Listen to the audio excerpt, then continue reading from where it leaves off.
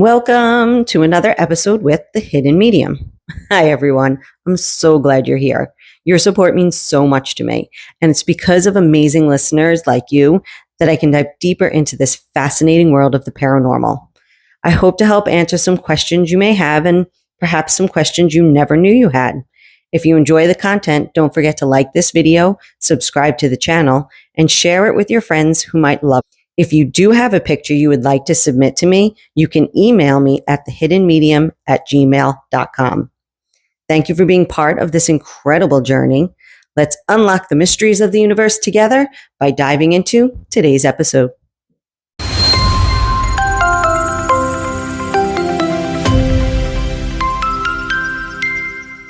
So this week's episode plays off of the episode I posted 2 weeks ago. If you haven't listened to that one, I will put a link at the end of this video, and it will also be on the Life Experiences playlist. It explains how my close family members learned about my abilities. I didn't post this one up last week because I recorded it with a different audio device, and it kind of sounded like I recorded it underwater. Like it came out terrible. And I really should have recorded and posted something up, but it didn't happen. Don't worry, working on my priorities. And this channel is going to be one of my priorities for 2025. So with that being said, let's dive into today's episode, which is when my nephew found out that he had a medium in the family. He was eager to get answers to the voices and noises that kept him up at night whenever he slept at his girlfriend's apartment. So today's picture comes from an old apartment building in Long Beach, New York. My nephew, who recently learned about Auntie's abilities, again, reference the video at the end of the link at the end of this video, he sent me this picture from his girlfriend's apartment.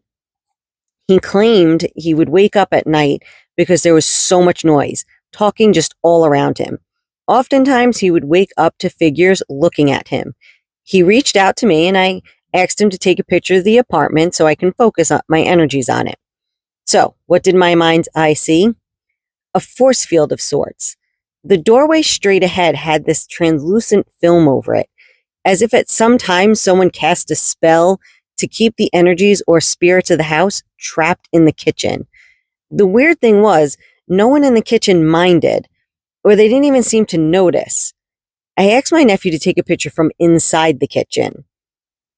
It was like I was watching at least 3 family dinners taking place at the same time. Several women were prepping foods and checking ovens. Others were placing trays of food on the table. There was so much activity, but it was all in good, loving family time activities. It was like I was watching 3 movies playing on the same screen all at the same time. None knew of the others, and all just continued to play out. So just an aside, all the times, I talk to people about my visions, and I will ask, does that make sense? I can't really do this with this vlog, so I hope this makes sense. Things sometimes get difficult to explain. Meanwhile, when I explained to my nephew what I had experienced, he said that made perfect sense. Everyone talking at once is why there's so much chatter, but he can't understand what is being said. I explained that no one seems to be there to cause him any harm, but all those spirits still have to pull energy, and they pull it mostly from humans, so it's still important to clear them out. So the 4 basic items you need to clear energies: 1, dried sage smudge stick; 2, white candles; 3, open windows; 4, open heart. Okay, so maybe the last 2 aren't necessarily supplies, but they are required. Now, how do you use these supplies? The first step is to open all the windows. This will allow any negative residual energies to exit the dwelling. Even though I didn't recognize any negative vibes, he did mention that he sees dark figures, so it's better to be safe than sorry. Next, we light the white candles. It does not matter if they are scented or not, which is a question posed by my sister, because evidently scented was the only option for her house. You can check out the My Sister's Bathroom episode for that story, but Don't worry, the bathroom and the scented candles aren't related in the way you would assume. Then we move on to light the sage. Sage burns like an incense stick, more of a smoldering smoke. And yes, people have set off their smoke alarms while using sage. So have that broom handy to fan the alarm when it goes off. This is also another reason to open the windows. Another aside, I recently learned that not everyone has a smoke alarm broom. So when your smoke alarm goes off, you can just wave the broom under it and it makes the smoke alarm deactivate.